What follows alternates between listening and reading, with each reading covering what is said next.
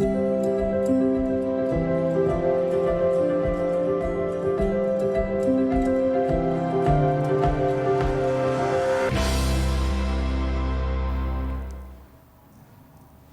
back to English for grade 11.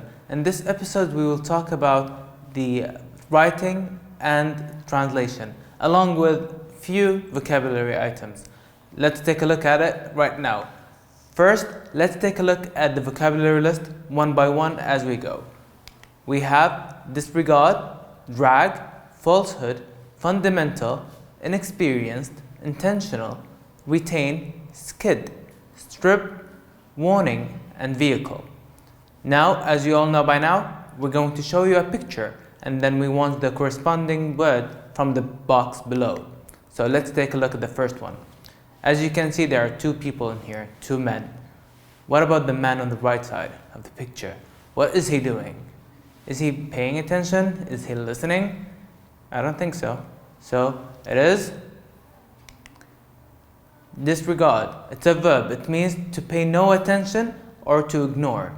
Okay? For example, the evidence against him is clear. You cannot disregard it. The evidence against him is clear. You cannot disregard it. Let's take a look at the other picture. He's pulling something. The man is pulling something. So that's it. It's drag. It's a verb. To pull something or someone along forcefully, roughly, or with difficulty. For example, I cannot carry the bag because it's too heavy. I had to drag it all the way here, or all the way there. I had to drag it, okay? So let's take a look at the third picture. Pinocchio. What do you think? It's easy. I know you can do it. It's right there in the box below. It's falsehood. It's a noun. It means the state of being untrue. The state of being untrue. For example, the falsehood of his statements are obvious. It's obviously telling us untrue statements. Alright, let's take a look at the next one. Important. Important, something very important. It's fundamental. It's an adjective, forming a necessary base or core of central importance. For example, hard work and determination are fundamental for success. They are very important for success. Next, now what? He just graduated from high school, college, or whatsoever.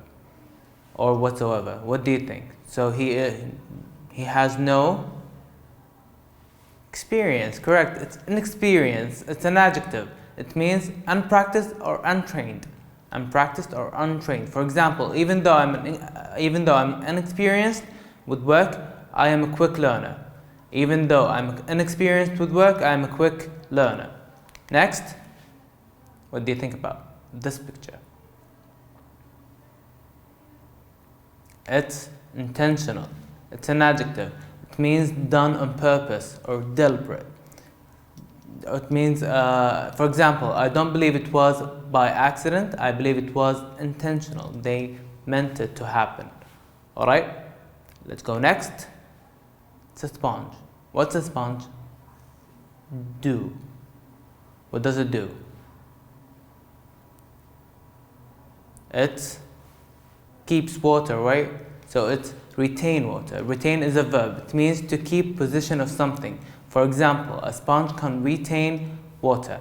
A sponge can retain water. Next, car. It's doing something, right? It's skidding. A skid is a verb. It means of a vehicle to slide, typically sideways or slippery ground, or as a result of stopping or turning too quickly. For example, you should drive carefully and not skid the car. So if you drive too fast or maybe on slippery ground with water or something, your car will most likely skid. So that's what the skid means. Next, it looks like a rope, but it's not. It's a strip. It's a noun. It means a long, narrow piece of cloth, paper, plastic, or etc.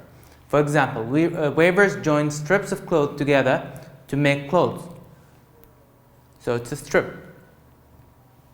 Next, cars, buses, boats, and so on. Airplanes, all of these are under the category of vehicles. So a vehicle is a noun. It means a thing used for transporting people or goods, especially on land, such as car, truck, or cart, especially on land. Okay, for example, this vehicle will not start, it needs a new engine. This vehicle will not start, it needs a new engine. Next, I think it's obvious. Warning, it's a noun. It's a statement or event that indicates a possible danger or unpleasant situation. For example, the policeman gave them a warning and told them not to do it again. It's simple, right? So, we looked at the new vocabulary items. Now let's put them into use. Let's take a look at the multiple choice questions. Choose the correct answer from A, B, C, or D. So let's start with number 1. People who are blank may find it more difficult to find jobs.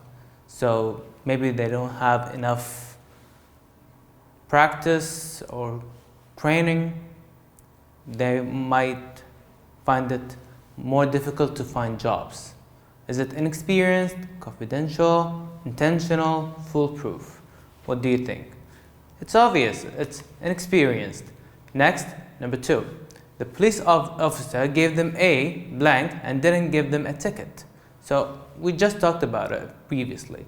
Is it a bias, plug, falsehood, or a warning? It's simple. Without a ticket, it's just a warning. Alright, let's go to the next one. Number 3. A flash memory can blank a lot of information. So what can a flash memory keep? It can keep, right? Skid, safeguard, retain, or collide. It's retain.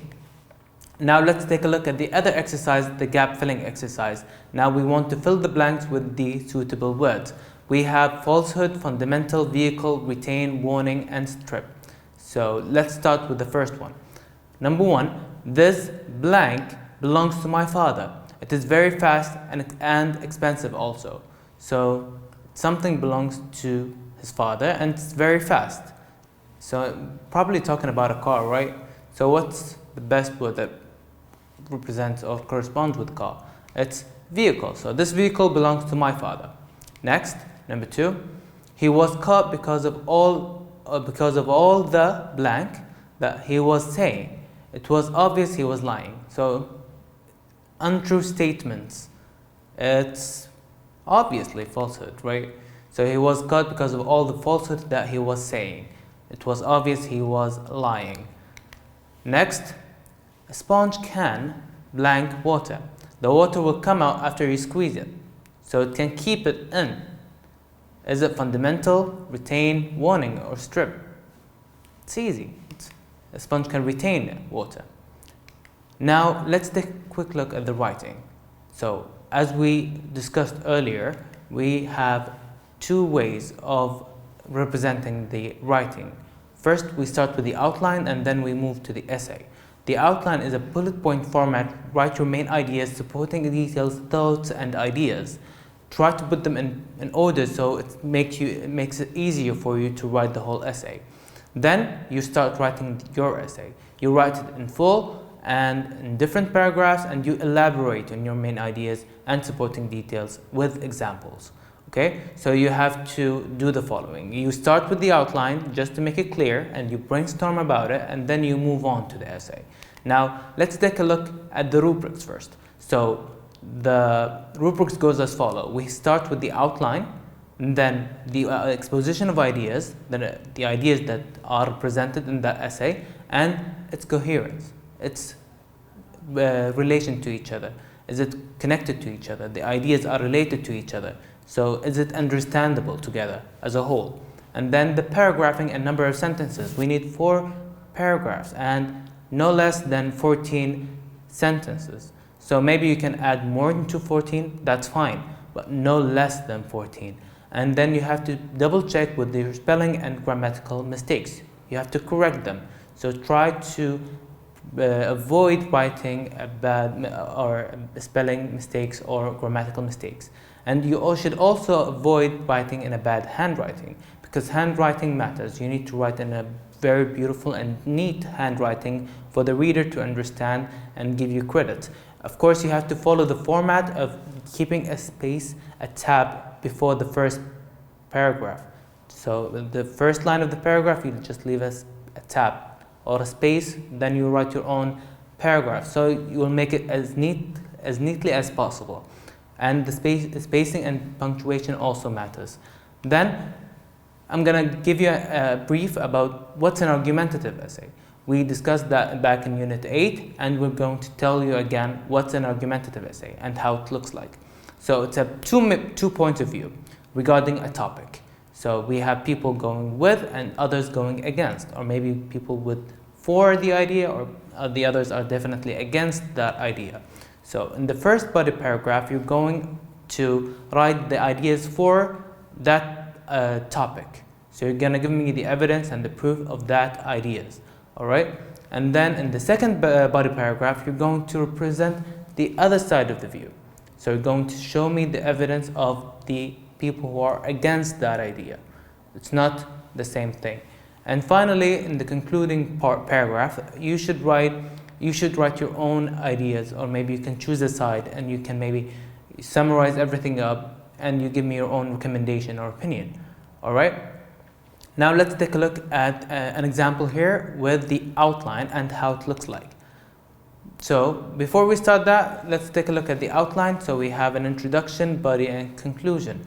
The introduction consists of a hook and the thesis statement. The body has two body paragraphs. Each one of them contains main ideas, supporting details, and examples. And finally, the conclusion, we have a summary or a concluding sentence to summarize everything up, okay, or to conclude everything up. And for example, we have an example here and we have an outline for it. Cars have developed greatly since they first came out. Some people believe that new features in cars are enough to stop car accidents. Others are against this idea. So we're talking about the features of the cars, right? The new features of the car. So the introduction, body, and conclusion. We have a hook. Cars have a lot of safety features that make them very safe to drive. Okay, so that's the first sentence, the hook, the introduction. Then for the body, we have 1 and 2. Number 1 is the first body paragraph, which is the safety features, which includes car sensors and ABS, which is anti-braking systems. Okay, so we have ideas supporting the first argument. Okay, and then number 2, it won't prevent accidents because some people say it's not, the other point of view. And we have the supporting ideas, which is paying attention. You have to pay attention, or not depending on features. So we cannot depend entirely on features. So that's the point that we are going to elaborate more on the essay itself. Okay? So, and finally, the conclusion, safety features are very important in cars. So I'm going with that claim, with that idea. All right? So that's my concluding part. Now, how to write introduction. It's just one paragraph that has a few sentences introducing the reader to the topic.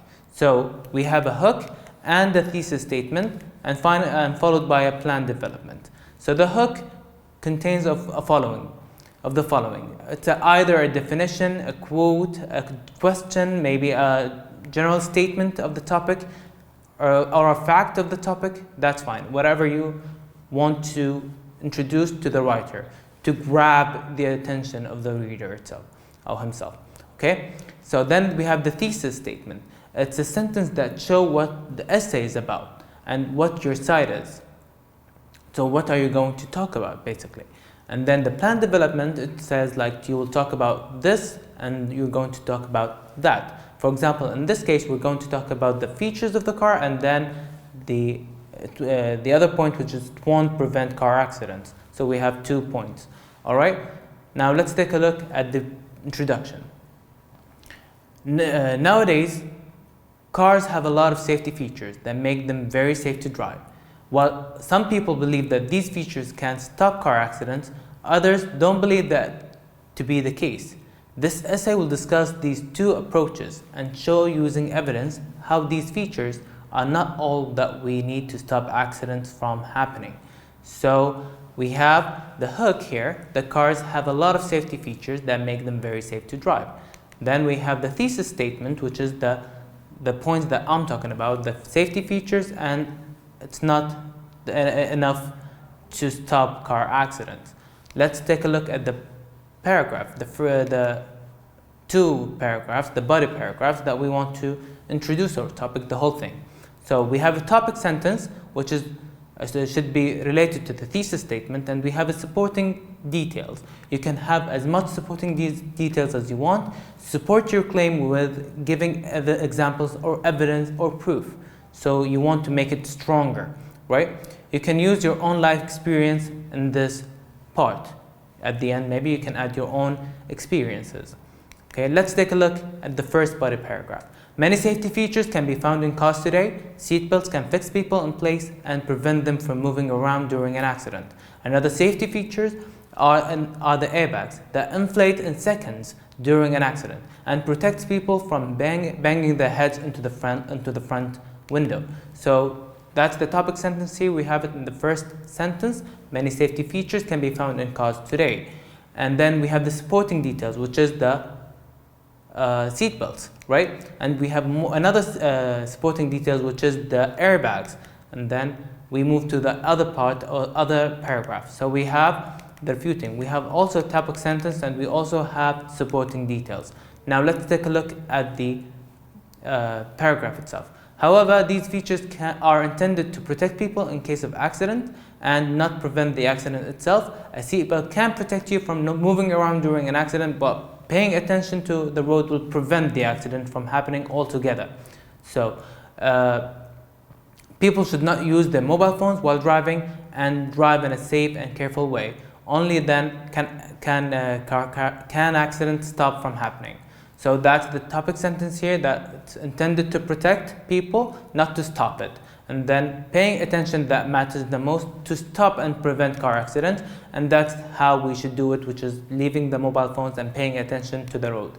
Finally, we can summarize and or conclude. So for example, to summarize or to sum up, while safety features in car make them safer, they cannot prevent people from being careless or reckless. And in conclusion, people should drive more carefully and follow the traffic and speed regulations.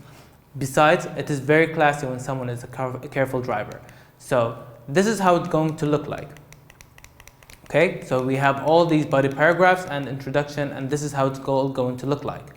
All right, now we move on to the translation. As we know, when we translate from Arabic into English, we need to pay attention to the structure of the sentence from Arabic and English. And we translate the sentence as a whole, not a word by word. And if you don't know the word or the corresponding meaning of the word, you can find a similar or a synonym to the word to write your own sentence. For example, محمد تمنع التطعيمات انتشار الأمراض الخطرة. فهد معك حق لأن التطعيم يعتبر جزء مخفف من العدوى. So we have keywords. تمنع التطعيمات انتشار الأمراض, and تطعيم جزء مخفف والعدوى. So if we want to look at it, so Muhammad, vaccinations prevent the spreading of dangerous diseases. And Fahad says, you're right, because the vaccine is the diluted strain of the infection. And if you look at these words, those words we discussed earlier in previous episodes and are found exactly in your student book. All right? So to summarize, in this episode we looked at the new vocabulary, we discussed the argumentative essay of its parts, how to write an introduction, 2 paragraphs and concluding, including all the information discussed above. And finally, we tackled and discussed how to translate and how to best correspond the English structure of the sentence. Thank you for watching, and until next time.